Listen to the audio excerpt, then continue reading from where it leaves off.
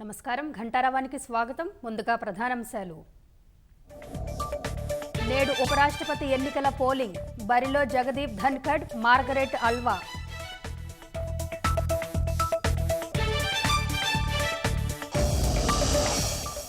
గర్భిణులకు అందని ఆర్థిక చేయూత. రాష్ట్ర వాటా విడుదల చేయక ఆగిన నిధులు.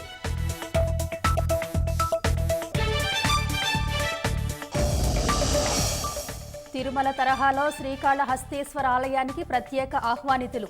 8 మందిని నియమిస్తూ దేవాదాయ శాఖ ఉత్తర్వులు జారీ. విద్యుత్ పంపిణీ వ్యవస్థలో రాష్ట్ర ప్రభుత్వాల అధికారాలకు కత్తెర. ప్రస్తుత పార్లమెంట్ సమావేశాల్లోనే చట్ట సవరణ బిల్లుకు కేంద్రం సిద్ధం. ఆదాయం పెంచుకోవడంపై రైల్వే శాఖ దృష్టి. డైనమిక్ ఛార్జీల విధానం అమలుకు అధికారుల యత్నాలు.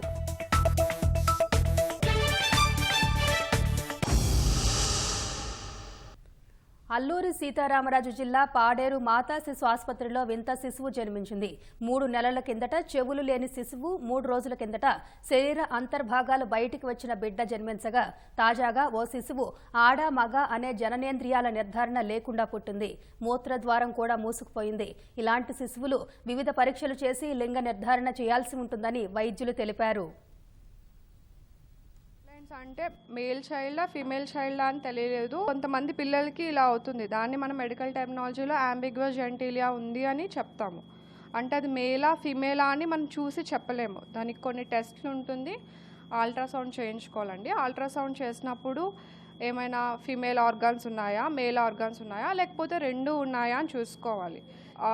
బాడీలో ఉన్న సాల్ట్ అంతా బయటకు పోయి ఒక్కొక్కసారి కేసు ఎమర్జెన్సీ అవుతుంది. దానివల్ల మనం ఎలక్ట్రోలైట్స్ కూడా చూసుకోవాలి. లోపల వాళ్ళకి ఫీమేల్ ఉన్న క్రోమోజోమ్ బయట మేల్లా కనిపిస్తారు, కానీ వాళ్ళకి ఫీమేల్ అలవాట్లు వస్తుంటుంది. అంటే లైక్ మనకు ఫీమేల్లా ఉండాలి అనిపిస్తుంది కదా. సో అలాంటి వాళ్ళు కొన్ని అలా మారుతుంటారు.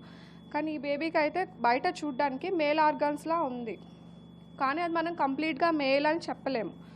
ఒకసారి అల్ట్రాసౌండ్ చేయించుకోవాలి, ఎలక్ట్రోలైట్స్ చేయించాలి, అవన్నీ చేయించి కార్యోటైపింగ్ అన్ని చేయించి కన్ఫర్మ్ చేసుకోవాలి. విద్యుత్ రంగంలో పోటీ వాతావరణం సృష్టించేందుకు కేంద్రం రంగం సిద్ధం చేస్తోంది. ఇంతకాలం ఈ రంగంలో రాష్ట్ర ప్రభుత్వాలకు ఉన్న అధికారాలకు కత్తెర వేస్తూ విద్యుత్ చట్ట సవరణ బిల్లును సిద్ధం చేసింది.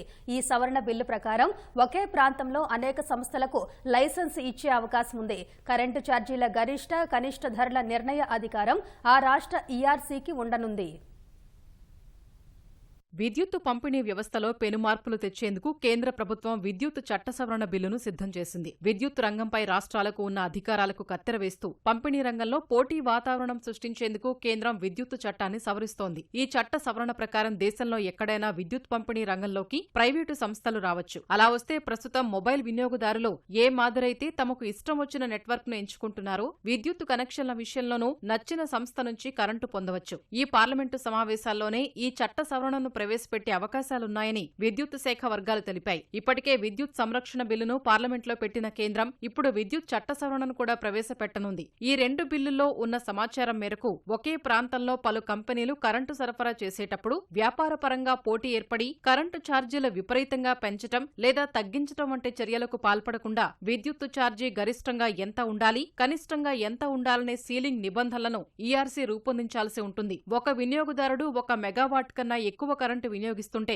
ఆ వ్యక్తి దేశంలో ఎక్కడి నుంచైనా విద్యుత్తు కొని తీసుకోవచ్చు. ఇలా బహిరంగ మార్కెట్లో కొనడాన్ని ఓపెన్ యాక్సెస్ అని పిలుస్తారు. సరఫరా చేయడానికి స్థానిక డిస్కంలు ఖచ్చితంగా సహకరించాలి. ఒకే ప్రాంతంలో పలు కంపెనీలకు విద్యుత్తు పంపిణీ లైసెన్సులిస్తే వాటి కోసం క్రాస్ సబ్సిడీ నిధిని రాష్ట్ర ప్రభుత్వం ఏర్పాటు చేయాలని ఈ బిల్లుల్లో కేంద్రం ప్రతిపాదించింది. కొత్త కంపెనీలకు విద్యుత్తు పంపిణీ వ్యాపారానికి లైసెన్సులిస్తే పాత డిస్కంకు పీపీఏలో నిర్దేశించిన ఖర్చులను కొత్త కంపెనీలు కూడా పంచుకోవాలి. ఈ పంపకాలు ఎలా ఉండాలనేది ఈఆర్సీ నిర్ణయించాలి. ముందస్తుగా డిపాజిట్ సొమ్ము చెల్లించకుండా డిస్కంలో కోరినంత విద్యుత్ను జాతీయ లోడ్ డిస్పాచ్ కేంద్రం ఎన్ఎల్డీసీ సరఫరా చేయకూడదు. దేశమంతటా పక్కాగా విద్యుత్ సరఫరా జరిగేలా చూసే పూర్తి అధికారం ఎన్ఎల్డీసీకే ఉంటుంది. దేశంలో ప్రతి సబ్స్టేషన్, విద్యుతుత్పత్తి కేంద్రం, పంపిణీ సంస్థ వంటివన్నీ ఈ కేంద్రం ఇచ్చిన ఆదేశాలను పాటించాల్సిందే. కొత్త ఆర్థిక సంవత్సరంలో కరెంటు ఛార్జీలు తగ్గించాలన్నా పెంచాలన్నా సంబంధిత టారిఫ్ సవరణ ప్రతిపాదనలను నిర్ణీత గడువులోగా డిస్కంలు ఈఆర్సీకి అందజేయాలి. వాటిపై 90 రోజుల్లోగా విచారణ జరిపి తుది ఆదేశాలివ్వాలి. ఇంతకాలం ఈ విచారణ గడువు 120 రోజులుండగా 90కి తగ్గించాలని బిల్లులో ప్రతిపాదించారు. కాలుష్యం తగ్గించాలనే లక్ష్యంతో సౌర, పవన, జల విద్యుత్ వంటి సంప్రదాయేతర ఇంధన ఉత్పత్తి, వినియోగాన్ని ప్రోత్సహిస్తున్నారు. ఈ ఇంధనాన్ని తప్పనిసరిగా డిస్కంలో నిర్ణీత శాతం కొనాలి. అలా కొనని డిస్కంలకు ఈఆర్సీ యూనిట్కు 35 నుంచి 50 పైసల చొప్పున జరిమానా వేసి వసూలు చేయాలి. రాయితీ ప్రయాణాలను అనేక వర్గాలకు దూరం చేసిన రైల్వే శాఖ సాధారణ ప్రయాణాలపైన భారం మోపేందుకు కసరత్తు చేస్తోంది. ఇందులో భాగంగా అనేక రైళ్లలో డైనమిక్ ఛార్జీల విధానాన్ని అమలు చేసేందుకు రైల్వే అధికారులు ప్రయత్నాలు ప్రారంభించారు. ప్రస్తుతం దక్షిణ మధ్య రైల్వే జోన్లో 3 రైళ్లలోనే ఈ విధానం అమల్లో ఉంది. దానిని మిగిలిన రైళ్లకు విస్తరించేందుకు కసరత్తు చేస్తున్నారు. ఇందుకోసం చాలా రోజుల ముందే రిజర్వేషన్లు అయిపోయే నిరీక్షణ జాబితా సంఖ్య అధికంగా ఉండే రైళ్లపై దక్షిణ మధ్య రైల్వే అధికారులు అధ్యయనం చేస్తున్నారు. ఈ వివరాల ఆధారంగా ఏ రైళ్లలో డైనమిక్ టికెట్ విధానాన్ని అమలు చేయాలన్న విషయంపై తుది నిర్ణయానికి వచ్చే అవకాశం ఉంది. అత్యవసరంగా ప్రయాణాలు చేసేవారి కోసమే ఈ విధానం అని రైల్వే శాఖ చెబుతున్నప్పటికీ అసలు లక్ష్యం టికెట్ల ఆదాయాన్ని భారీగా పెంచుకోవడమేనని నిపుణులు చెబుతున్నారు. డైనమిక్ ఛార్జీలు ఉండే రైళ్లలో మొదటి 10% టికెట్లకే బేస్ ప్రైస్ ఉంటుంది. ఆ తర్వాత ప్రతి 10% టికెట్లకు 10% చొప్పున ఛార్జీ పెరుగుతుంది. పేద గర్భిణులకు ఆర్థిక సాయం అందించే ప్రధానమంత్రి మాతృత్వ వందన యోజన అమలుకు రాష్ట్ర ప్రభుత్వం మోకాలడ్డుతోంది. ఈ పథకం అమలుకు కేంద్రం 60% నిధులిచ్చినా రాష్ట్ర ప్రభుత్వం తన 40% వాటా విడుదల చేయడం లేదు. పెండింగ్ సొమ్ము ఇస్తేనే భవిష్యత్తులో నిధులిస్తామని కేంద్రం స్పష్టం చేస్తోంది. ఫలితంగా సుమారు 2 లక్షల మంది ఆర్థిక సాయం కోసం నెలల తరబడి ఎదురుచూస్తున్నారు. తల్లి బిడ్డల సంరక్షణే ధ్యేయంగా గర్భిణులకు ఆర్థిక సాయం చేసేందుకు ఉద్దేశించిన ప్రధానమంత్రి మాతృత్వ వందన పథకాన్ని కేంద్రం 2016 నుంచి అమలు చేస్తోంది. 2019-20 ఆర్థిక సంవత్సరం నుంచి రాష్ట్రంలో ఈ పథకం అమలులో సమస్యలు మొదలయ్యాయి. అంతకుముందు ఆర్థిక సంవత్సరాల్లోని గర్భిణులకు ఈ పథకం ప్రయోజనం కల్పిస్తామని కేంద్రం ప్రకటించడంతో 2019-20లో లబ్ధిదారుల సంఖ్య ఎక్కువగా ఉంది. ఆ ఏడాది తొలి 3 త్రైమాసికాలకు కేంద్ర ప్రభుత్వం 101 కోట్ల రూపాయలు విడుదల చేసింది. రాష్ట్ర ప్రభుత్వం తన వాటాగా 67 కోట్ల రూపాయల్ని ఆ సంవత్సరం ఇవ్వకపోవడంతో కేంద్రం 4వ విడత నిధులు విడుదల చేయలేదు. 2021-22లో కొత్త నిబంధనల ప్రకారం దాదాపు 191,000 మంది గర్భిణులకు సాయం అందుతుందని అంచనా వేశారు. తొలి త్రైమాసికంలో కేంద్రం 14 కోట్ల రూపాయలు విడుదల చేసింది. రాష్ట్ర ప్రభుత్వం 9 కోట్ల రూపాయలు జమ చేయాల్సి ఉంది. కానీ అలా జరగలేదు. రాష్ట్రం ఇవ్వాల్సిన బకాయిలు 70 కోట్ల రూపాయలకు చేరాయి. అవి ఎప్పటికప్పుడు ఇవ్వకపోవడంతో సమస్యలు మొదలయ్యాయి. రాష్ట్రం వాటా సొమ్ములు ఇస్తేనే తాము నిధులు విడుదల చేస్తామంటూ కేంద్రం షరతు విధించింది. ఎట్టకేలకు 2022 మార్చి చివర్లో రాష్ట్ర ప్రభుత్వం 70 కోట్ల రూపాయలు చెల్లించింది. వెంటనే మిగిలిన మొత్తం ఇవ్వాలంటూ కేంద్రానికి లేఖ రాసింది. అప్పటికే ఆర్థిక సంవత్సరం ముగియడంతో కేంద్రం చివర్లో కేవలం 5 కోట్ల రూపాయలు మాత్రమే ఇచ్చింది. ఫలితంగా 2021-22 ఆర్థిక సంవత్సరంలో కేంద్రం నుంచి రావాల్సిన మొత్తం నిధులు అందలేదు. 2021-22లో తన వాటాగా చెల్లించాల్సిన 4 కోట్ల రూపాయలపై ప్రభుత్వం స్పందించడం లేదు. ఫలితంగా 2019-20 నుంచి ఇప్పటి వరకు రాష్ట్రం దాదాపు 85 కోట్ల రూపాయలు నష్టపోయినట్లు కేంద్ర రాష్ట్ర ఆర్థిక గణాంకాలు స్పష్టం చేస్తున్నాయి. 2019-20లో 37.75 కోట్ల రూపాయలు, 2020-21లో 38.30 కోట్ల రూపాయలు కేంద్రం నుంచి రాలేదు. 2022-23 ఆర్థిక సంవత్సరం తొలి త్రైమాసికంలో 14 కోట్ల రూపాయలు రావాల్సి ఉండగా ఇప్పటి వరకు విడుదల కాలేదు. 2021-22 ఆర్థిక సంవత్సరంలో రాష్ట్ర ప్రభుత్వం తన వాటా కింద 4 కోట్ల రూపాయలు చెల్లించలేదు. ఏపీ ప్రభుత్వ తీరును 2 ఏళ్లుగా గమనిస్తున్న కేంద్రం ఈ ఏడాది తొలి త్రైమాసికం నిధులు కూడా ఇవ్వను పొమ్మంటోంది.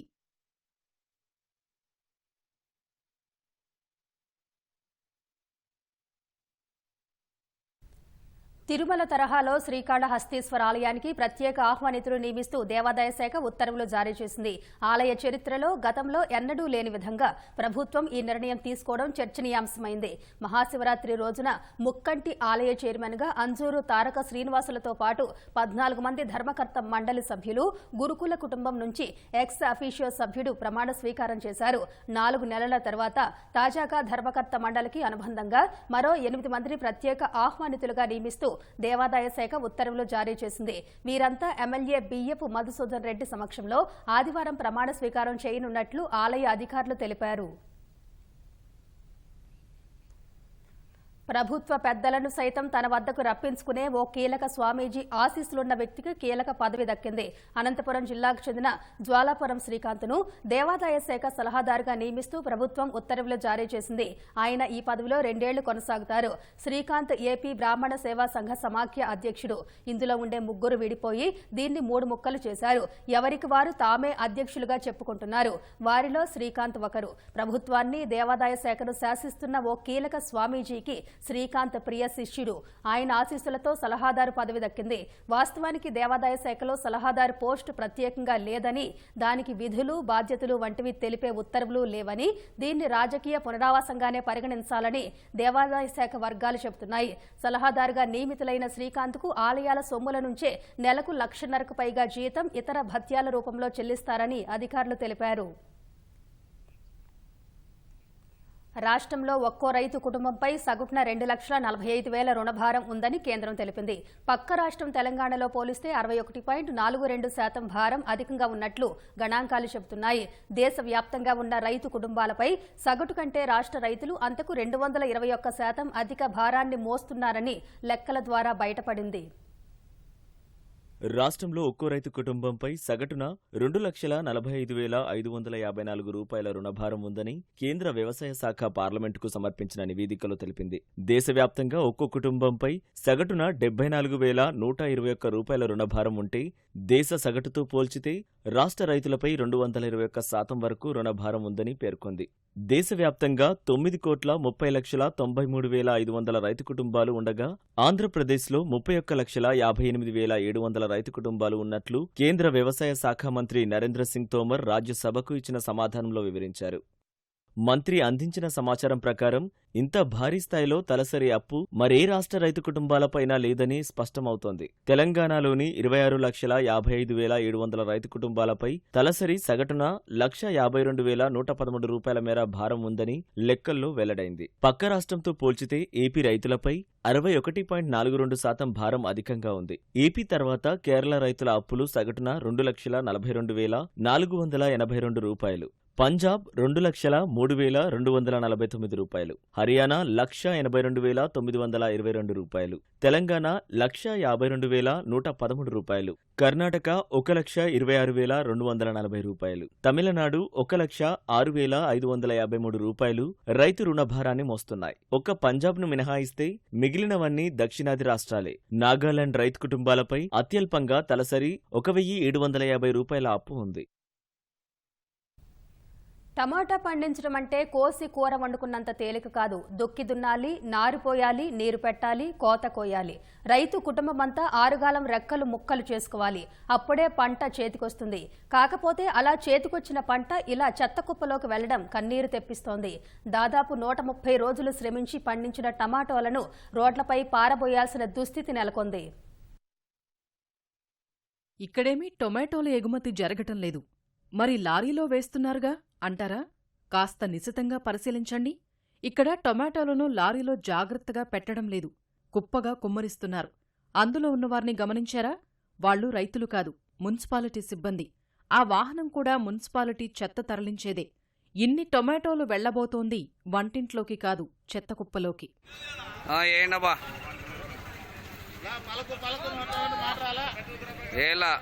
మొత్తం అన్ని బాక్సులలో చూడండి. ఈ దెబ్బతో రైతు ఇంకోసారి రాకూడదు. వీళ్లను చూశారా? వీళ్లేమీ టొమాటో గ్రేడింగ్ చేయటం లేదు. ఇదిగో ఇలా ఊరికే చెత్తలో పడేసేవే కదా అని అందులో నుంచి నచ్చినవి ఏరుకుంటున్నారు. అలాగని అవేమీ పుచ్చెలు కాదు, అన్నీ కూరకు పనికొచ్చేవే, కొన్ని రోజులు నిల్వ ఉండేవే. కాకపోతే వీటిని కొనేవాళ్లే లేరు, అందుకే ఇలా చెత్త కుప్పలోకి వెళ్తున్నాయి. విషయం ఏంటంటే, కర్నూలు జిల్లా ఎమ్మిగనూరు కూరగాయల మార్కెట్కు టొమాటోలను రైతులు అమ్మకానికి తెచ్చారు. దాదాపు 300 పెట్టెలు కనీసం అడిగిన వారే లేరు. మార్కెట్కు వచ్చిన కొందరు కావలసినన్ని కవర్లలో పట్టుకుపోగా, మిగతా వాటిని మున్సిపాలిటీ చెత్త వాహనంలో వేసి తరలించారు. రైతు ఎంత నష్టపోయినా మనం తినేవాళ్ళు బాగుంటే చాలు. ఇక్కడ తినండి అబ్బా, కవర్లు నింపుకోండి. నింపుకోబా, నువ్వు కవర్ నింపుకోబా బాగా. అనంతపురం జిల్లా కళ్యాణదుర్గంలోనూ ఇదే పరిస్థితి. ఆరుగాలం శ్రమించిన రైతు టొమాటోలను మార్కెట్కు తెస్తే కొనేవారే కరువయ్యారు. రవాణా ఖర్చులకు సరిపడా వచ్చినా ఇచ్చేద్దామని రైతులు ఎదురు చూసినా ఎవరూ అడగలేదు. ఇదే సమయంలో అక్కడికి వచ్చిన తెలుగుదేశం నేతలు రైతులతో కలిసి టొమాటోలను తహసీల్దార్ కార్యాలయం ముందు పారబోసి నిరసన తెలిపారు. పంటకు గిట్టుబాటు ధర కల్పించాలని కోరారు. నేను 10 ఎకరాలు టమాటో పెట్టి నేను 2 లక్షల రూపాయలు పెట్టుబడి పెట్టి ఈ పొద్దు కూలోళ్ళకి ట్రాక్టర్లకి మరే మందులోకి దుడుస్తా ఉంటాను. ఈ పొద్దు ఏ చెట్టు తీసుకుని ఏ చెట్టు కింద నేను ఉరేసుకొని చావాలో నాకు దిక్కు తెల్లా. 4 లక్షలు పెట్టుబడి అయ్యింది. 10 ఎకరాలు పెట్టుబడి పెట్టినాను టమోటాకి. ఈ పొద్దు 250 బాక్సులు మార్కెట్కి వచ్చింటే అవి రోజులు పడింది. నేను ఎక్కడ పోవాలా? ఏ చెట్టు కింద ఉరేసుకొని చావాలా? గత నెలలో పెట్రోలు ధరలతో పోటీపడి బంగారంలా భావించిన టొమాటోలు ఇప్పుడు వృధాగా చెత్తకుప్పల్లోకి వెళుతున్నాయి. దిగుబడి పెరగడంతో ధరలు ఒక్కసారిగా పతనమయ్యాయి. వినియోగదారులకే ఇప్పుడు కిలో టొమాటో 10 రూపాయలకు వస్తున్నాయి. కానీ రైతుల వద్ద 20 కిలోల టొమాటోలుండే క్రేట్ను కనీసం 10 రూపాయలకు కూడా కొనే నాథుడు లేడు. కోత కూలి, రవాణా ఖర్చులు పెట్టుకుని మార్కెట్టుకు తెచ్చి ఊరికే పారబోయాల్సి వస్తోందని రైతులు వాపోతున్నారు. రైతులకు గిట్టుబాటు ధర వెంటనే రైతులకు గిట్టుబాటు ధర వెంటనే రైతులకు గిట్టుబాటు ధర వెంటనే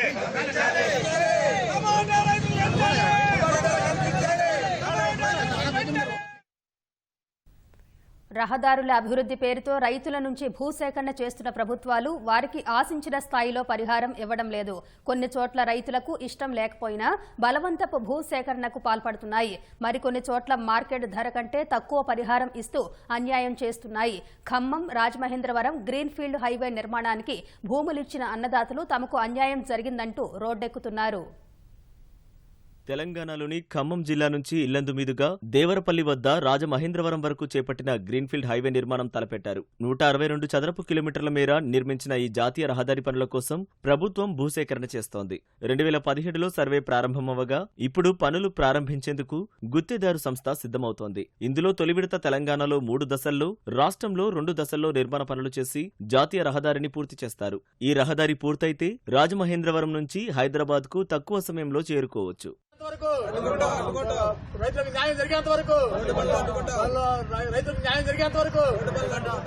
రాష్ట్రంలో ఏలూరు జిల్లా మీదుగా ఈ జాతీయ రహదారి నిర్మాణం సాగుతుంది. జంగారెడ్డిగూడెం మండలంలోని పలు గ్రామాల మీదుగా ఇది వెళ్లాల్సి ఉంటుంది. రోడ్డు కోసం ఆయా గ్రామాల రైతుల నుంచి ప్రభుత్వం భూసేకరణ చేపట్టింది. అయితే బహిరంగ మార్కెట్ ధర కంటే చాలా తక్కువ ధరకు తీసుకున్నారంటూ రైతులు ఆవేదన వ్యక్తం చేస్తున్నారు. ప్రభుత్వం తమకు అన్యాయం చేస్తుందని వాపోతున్నారు.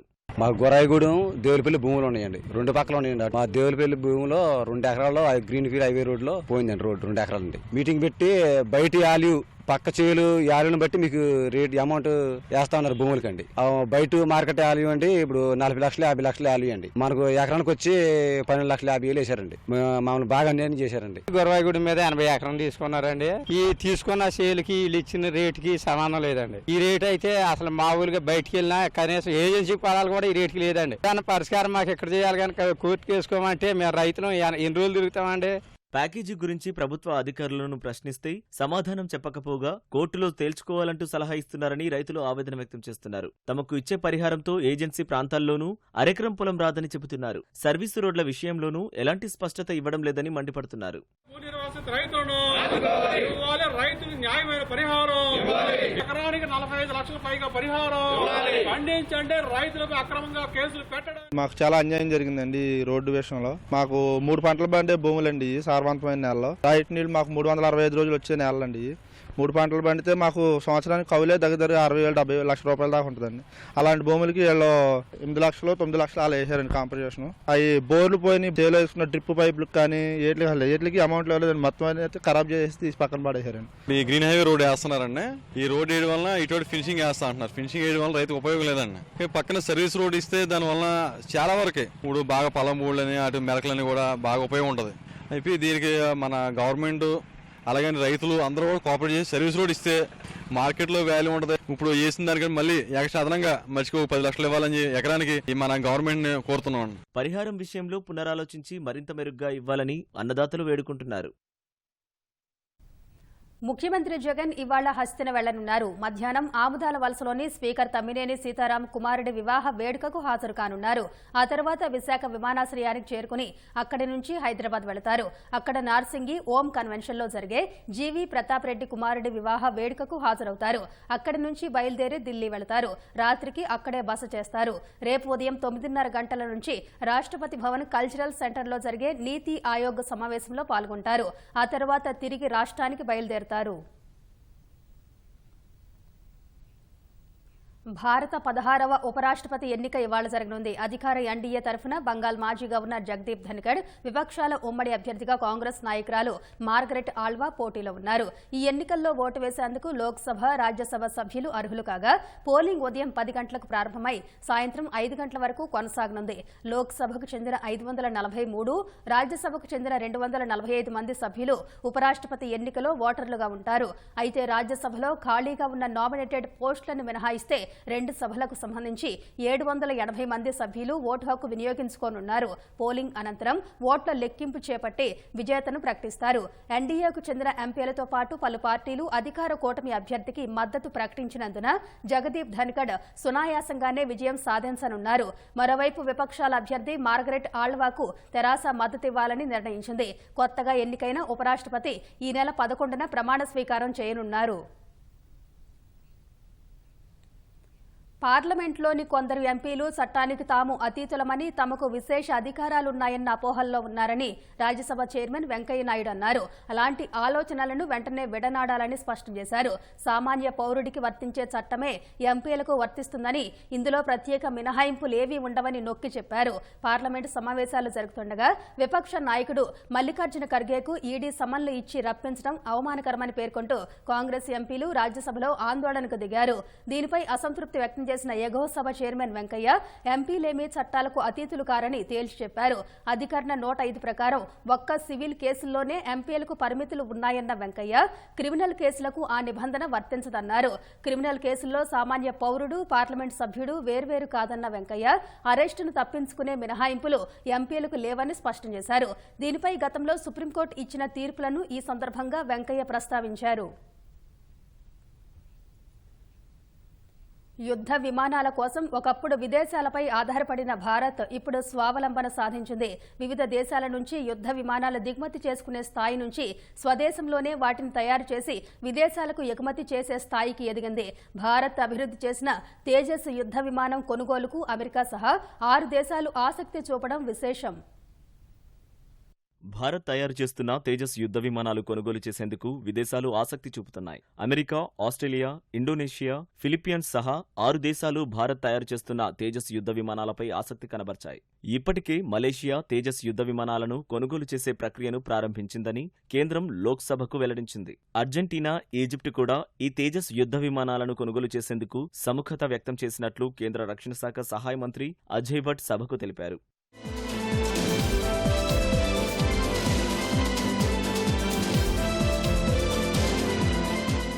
హిందుస్థాన్ ఏరోనాటికల్ లిమిటెడ్ HAL ఈ తేజస్ యుద్ధ విమానాలను తయారు చేస్తోంది. అధిక ప్రమాదకర వాతావరణంలోనూ సమర్థవంతంగా సింగిల్ ఇంజన్తో పనిచేసే సామర్థ్యంతో ఈ ఫైటర్ ఎయిర్ క్రాఫ్ట్ను రూపొందించారు. గతేడాది ఫిబ్రవరిలో రక్షణ మంత్రిత్వ శాఖ హిందుస్థాన్ ఏరోనాటిక్స్ లిమిటెడ్తో 48,000 కోట్ల ఒప్పందాన్ని కుదుర్చుకుంది. ఈ ఒప్పందంలో భాగంగా భారత యువసేనకు 83 తేజస్ లైట్ కాంబాట్ యుద్ధ విమానాలు అందించాల్సి ఉంది.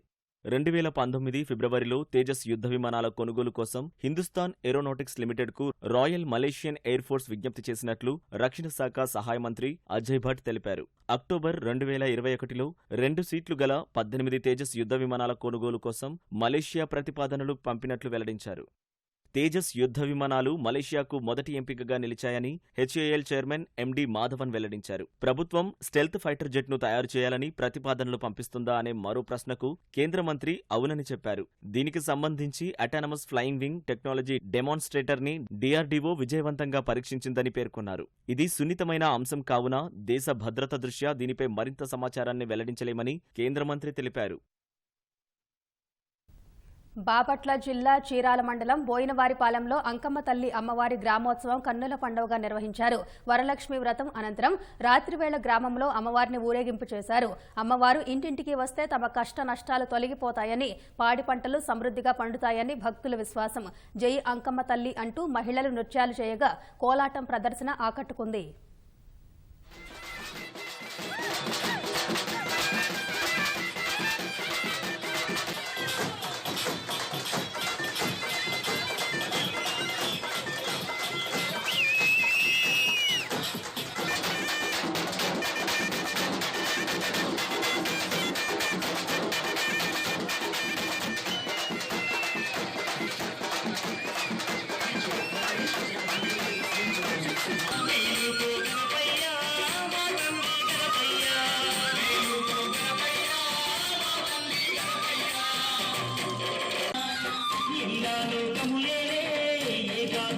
శ్రీరామ శ్రీరామ